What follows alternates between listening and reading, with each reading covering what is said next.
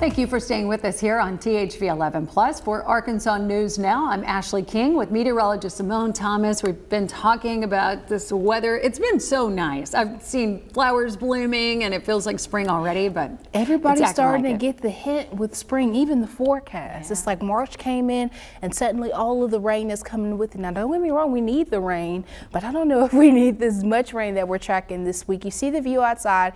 A few of our neighbors this morning have had some showers, but the last of those showers are starting to exit the state across the Mississippi River. We do have a frontal boundary draped through the state. Areas north of that boundary actually still getting a little bit of a winter feel, but locations south of that boundary definitely feeling like spring. Already up to 75 in Pine Bluff and Monticello, 72 in Hot Springs, 61 right now in the capital city, but then that's a 20-degree difference from Mountain Home north of that front. So a mixed bag with the temperatures, still leaning fairly cloudy for a lot of folks out there, but the real chance for rain is coming in a few days. Everything you need to know for the rest of the week is coming up in your 7-day outlook. U.S. military officials said an operation launched against Iran Saturday. U.S. and Israeli forces hit more than 1,000 targets within the first 24 hours alone, with plans to carry out more strikes over the next several weeks.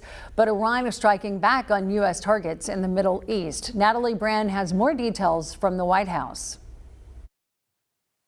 Defense Secretary Pete Hegseth in a news conference this morning laid out the mission of what the Pentagon is calling Operation Epic Fury. Destroy Iranian offensive missiles, destroy Iranian missile production, destroy their navy and other security infrastructure, and they will never have nuclear weapons. Secretary Hegseth would not give a timeline for how long the operation will last and said while there are no U.S. boots on the ground in Iran now, he declined to rule it out. President Trump ensures that our enemies understand we'll go as far as we need to go to advance American interests, but we're not dumb about it. You don't have to roll 200,000 people in there and stay for 20 years. The defense secretary said the purpose of the strikes was not regime change, but noted the regime did change with the death of Iran's supreme leader. The Trump administration has called on Iranians to now take back their country. Turns out the regime who chanted death to America and death to Israel was gifted death from America and death from Israel. Iran is striking back, launching drones and missiles at allies that host American military bases in the region. While the U.S. has intercepted most of the incoming, the Pentagon said 4 U.S. service members have been killed. We expect to take additional losses, and as always, we will work to minimize U.S. losses. But as the Secretary said, this is major combat operations. The Pentagon also confirmed that 3 Air Force F-15 jets were shot down by friendly fire in Kuwait. All 6 crew members safely ejected. Natalie Brand, CBS News, the White House. General Kane said the U.S. has already achieved air superiority over Iran, with much of the focus now on taking out Iran's ability to strike back. Iranian attacks have killed a number of civilians in Israel and other Middle Eastern countries. The start of the war has sparked protests throughout the Middle East, some deadly. Clashes in Pakistan left at least 22 people dead and more than 120 injured as crowds protested the deaths of Iran's supreme leader. In the country's largest city, officials say 10 people died and dozens were hurt after protesters rushed the U.S. consulate compound. AP reports deadly clashes also broke out in northern Pakistan after thousands of protesters targeted UN offices. The war has also triggered unrest in Iraq. You can see in this dramatic video people running through clouds of tear gas, with some waving Iranian flags. Police fired tear gas and stun grenades to disperse hundreds of pro-Iran protesters outside Baghdad's Green Zone, where the U.S. Embassy is located. This latest action is impacting far beyond the region. Airstrikes and missile fire are disrupting commercial air travel across parts of the Middle East, with several major airlines suspending service. At major hubs like Dubai and Tel Aviv, travelers are scrambling to rebook, some sheltering in place as security concerns grow stronger. The U.S. Embassy in Israel is urging Americans there to make their own departure arrangements and not rely on government evacuation. Here at home, protesters gathered from coast to coast within hours of the strikes. Demonstrators meeting in major cities over the weekend, some opposing military action, others voicing support for a change in Iran. People in Iran have the right to determine for themselves their own future. And it's not up to us to meddle in the affairs of other countries. I don't think the world knows how big of an event this is. And looking down 5 years, 10 years down the road, this would be a history-defining moment. More rallies are planned nationwide today, including organized Stop the War events. And we're already seeing the economic impact. Oil prices climbing sharply after the U.S. strikes on Iran, raising worries over disruptions to the global supply. Continued attacks in the region could limit Iran's ability to export oil, tightening supply and pushing crude and gas prices higher. And now one major crude benchmark jumped Friday, nearly 10%, rising from about $67 a barrel to $72. And here locally, Pine Bluff police are turning to the public for help with a homicide investigation. Authorities say they got a 911 hang-up call yesterday afternoon at a home on Cimarron Drive. They say family members of Kenyana Ringo Wembley then forcibly entered her home and found her shot and unresponsive. Wembley was pronounced dead at the scene. If you or anyone you know has details, contact police immediately. Little Rock police are also investigating a homicide. Just before 9 o'clock Friday night, they got a call out to an address on East 9th Street. When officers got there, they found a man who'd been shot and killed. Officials have not announced that person's identity or if they have a lead on any suspects. Families in Britain are being asked whether social media should be banned for kids under 16. Lawmakers have launched a public consultation as they consider following Australia's lead. Alternatives being discussed include an overnight curfew on social networks and restricting access to AI chatbots. But some parents feel it's too late to ask for input. Ruth Mott's daughter, Sophie, died by suicide 12 years ago after viewing harmful material. I think the difference then was we didn't have all the academic research that shows that social media is damaging for young minds, but we do now. So now is the time to act, in my view. Australia says nearly 5 million accounts were shut down when it cut social media for children under 16 in December. But some evidence shows children simply turned to other platforms like Roblox and Discord, which were not included in the ban. The U.S. military attacks on Iran were carried out with the help of artificial intelligence tools from the tech company Anthropic after the Pentagon announced it was ending their partnership. That's according to the Wall Street Journal. The Pentagon says it has no comment. CBS's Jolene Kent spoke exclusively with the company's CEO before the U.S. launched its attacks on Iran. We sat down with Anthropic CEO Dario Amodei just hours after the Pentagon's deadline to strike a deal with the company over how their AI is deployed by the U.S. military. It's about the principle of standing up for what's right. The Pentagon wants total access without restrictions. Anthropic wants limits on mass surveillance of Americans and fully autonomous weapons. The central question, who should have the final say in how one of the world's most powerful AI is used by the world's most powerful military?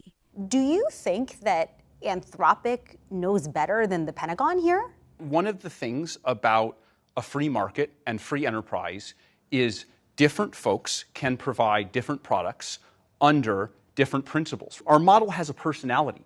It's capable of certain things. It's able to do certain things reliably. It's able to not do certain things reliably. And I think we are a good judge of what our models can do reliably and what they cannot do reliably. President Trump and Defense Secretary Pete Hegseth both posted on social media Friday, calling for all government agencies to stop using Anthropic's AI. Just hours before U.S. strikes on Iran. I think it was made very clear in some of their statements, in some of their language, that this was retaliatory and punitive. If you had a moment with the president right now, what would you say to him? We are patriotic Americans. We have done everything we have done has been for the sake of this country, for the sake of supporting U.S. national security. We believe in defeating our autocratic adversaries. We believe in defending America. The red lines we have drawn, we drew because We believe that crossing those red lines is contrary to American values. Disagreeing with the government is the most American thing in the world. And we are patriots. In everything we have done here, we have stood up for the values of this country. Jolene Kent, CBS News, San Francisco. Rectal cancer rates are up in young people, and after the break, learn how to spot the signs early. And we've got an active weather week ahead of us with a weather impact alert in effect for your Wednesday. Your full 7-day outlook is coming up in 5 minutes.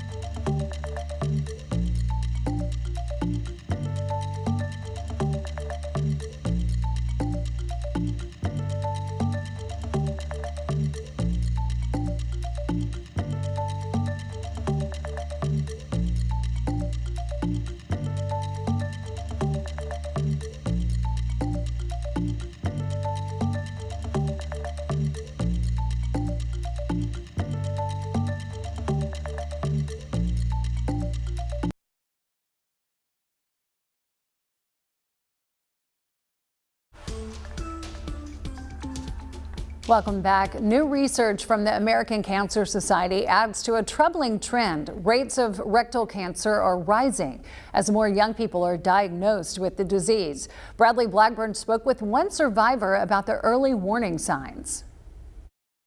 About a decade ago, Jessica Catlin was a yoga-practicing, healthy 38-year-old when she knew something was wrong with her body.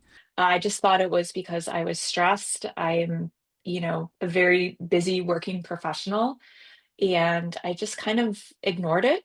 But after noticing blood in her stool for months, she visited 3 different doctors who all said the same thing. You're too young for colon cancer. But she was not. A colonoscopy discovered stage 3 rectal cancer. Surviving meant undergoing disruptive treatment, including chemo, radiation, surgery, and a temporary ostomy pouch for waste. My body was changed drastically throughout the course of treatment that I still have to cope with to this day. According to the American Cancer Society, rates of rectal cancer climbed by 1% annually from 2019 to 2022 after decades of decline. Rectal cancer now accounts for about 1/3 of colorectal cancer diagnoses. We're not completely sure why that is. Dr. Arif Kamal with the American Cancer Society says guidelines now call for screening to start at age 45 and even earlier if a patient has risk factors like family history or symptoms like bleeding, bowel changes, or unexplained weight loss. Not only are we seeing more in people under the age of 50, we're seeing that they're more deadly and they are being caught very late. It saved my life, honestly. Catlin wants everyone to know the signs and push for screening. What is your message to young people out there who might be worried that something's wrong? Ask your doctor for a test. Help us end the stigma against this very preventable, incurable disease. Colorectal cancers are treatable. She's living proof. Bradley Blackburn, CBS News, New York. Hello again, and thanks for sticking around. We've got an unsettled week ahead of us. We do get a little bit of a break for the rest of this afternoon and tomorrow, but Wednesday through the remainder of the weekend going to be especially rainy with the weather impact alert in effect for Wednesday. Full details on the why behind that are coming up in a second, but let's walk through the rest of this evening and into today. As I mentioned, we got a frontal boundary draped through the state. North of that, some cooler temperatures and some extra clouds. South of that, a little more sunshine and more of those spring-like temperatures. The showers that we've been seeing north of that front are starting to move east of the Mississippi River through the rest of the evening. A few more breaks in the clouds can make their way into central Arkansas, and then overnight we do see a lot of those clouds returning, looking to be mainly cloudy for your Tuesday, but Tuesday looking dry. Rain starts to pick back up when we get into Wednesday, and we'll continue to see some opportunities for rain through the weekend. Multiple rounds of rain expected with different impacts expected for each day. Now Wednesday, that's been the most consistent that we've been seeing through the weekend. There's been that risk of severe weather highlighted, and now with that being day 3, we're starting to get a little bit more information than we were at day 5 or day 4. Slight risk still for west central and western Arkansas, even some of northwest Arkansas, but we've got that marginal risk for a good chunk of the rest of the state that does include Pulaski County and the Little Rock Metro. Now Saturday is different. We didn't have a long range outlook for this yesterday. It had the long range outlook on Friday, but they pulled back on Friday. Now for Saturday, some impacts could be seen across our southwestern counties. Now as far as the flood risk, still consistent with Wednesday, where we have the northwestern half of the state under that marginal flood risk. But what is different is yesterday they had a marginal risk for Thursday. They pulled back on Thursday. Now we have that marginal flood risk for some of western Arkansas on Friday. So there's been some uncertainties for the days beyond Wednesday, which is why we're only keeping the weather impact alert in effect for Wednesday, because there's more confidence that A, there could be some strong storms, and B, regardless of the thunderstorms, there's going to be a flooding risk for a good chunk of the state. So let's just walk through the rest of the week, starting with Wednesday using one of our long range models. It does look like Wednesday afternoon into evening could see some showers across the state. It's Wednesday evening and overnight where some of those storms coming out of Oklahoma could bring some minor impacts to western parts of the state. Those pockets of yellow and orange you see could be some of those thunderstorms. Now into Thursday, rain showers still possible, but it doesn't look like the rain will be as heavy to prompt flooding concerns. But once we get into Friday afternoon and evening, we can see some more rain showers. And then Saturday, again, same story. Some of those storms coming out of Oklahoma could bring some minor impacts to western portions of the state. But it definitely looks like as those storms move into the state, they start to weaken and we can still pick up on some pretty heavy downpours. Now through Sunday and even into the start of next week, we'll continue to see some opportunities for rain. So you're going to need the rain gear for at least the next 5 out of the next 7 days. As far as how much rain we're going to get, it does look like the state as a whole, everybody looking to get at least 2 inches over the next week. These purples you see to our southwest are closer of 1 3/4 of an inch to 2 inches over extreme southeastern Arkansas. Then these deeper purples into that great purple is closer to 2 and 2.5 inches. These reds you see, this raspberry color, that's closer to 2.5, 3 inches.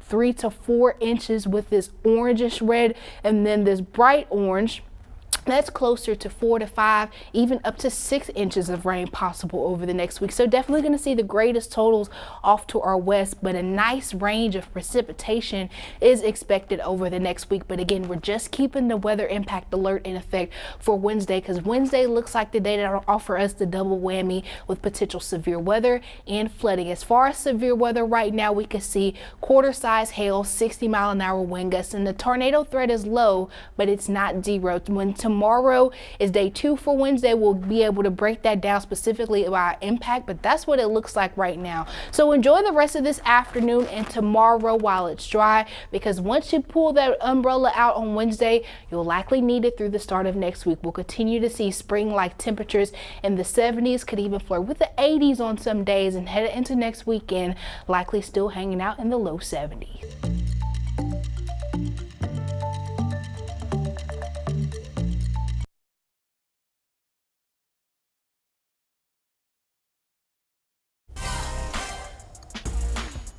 Check this out. How far would you go to pitch your startup? How about waist deep into freezing cold water? It's ball and pitching! They call it polar bear pitching in Finland, with entrepreneurs wading into the icy waters of the Baltic Sea to sell ideas to investors. Judges watch from a snow-covered red carpet and temperatures well below zero. Among the frozen founders, a former submarine captain pitching his AI-driven sports coaching app. I've spent years operating in cold, unforgiving water. One of my co-founders, Nate, is a former professional basketball player and coach. This marks the 10th year of the Sub-Zero Showdown. In the end, it was a warm idea that melted the competition. The winner was a Swiss startup solving the problem of overheating in electronics. And here's a snapshot of what you can see streaming on THV 11 Plus. To download the app, just search THV 11 Plus on Roku, Apple TV, or Fire TV, and it is free. No way, I don't care what the startup is, that I would get into that water. I don't know if there's anything that it. could make me get into that water. Yeah, you know, well, I see the people often that do the cold plunges just like at home For a for the good sports cause. and stuff. I don't even know if I could do that. I'm just not a fan of the cold. Yeah, And well, luckily it's not too cold today. Yeah, this week it's anything but cold. We've got the spring-like temperatures, but also the spring-like pattern where it feels like it's raining every day. Now, the rest of today and tomorrow is dry, but Wednesday through the weekend, you're definitely going to need the rain gear. We've got some opportunities for severe weather, some minor flooding concerns. So if you missed the 7-day outlook, make sure you join our team again this evening for the updates. All right, well, I do love the daffodils blooming. At least it's starting to look like spring. Yes. Green grass starting to grow. It's my favorite time of year, subtracting severe weather. I agree. Thanks for joining us.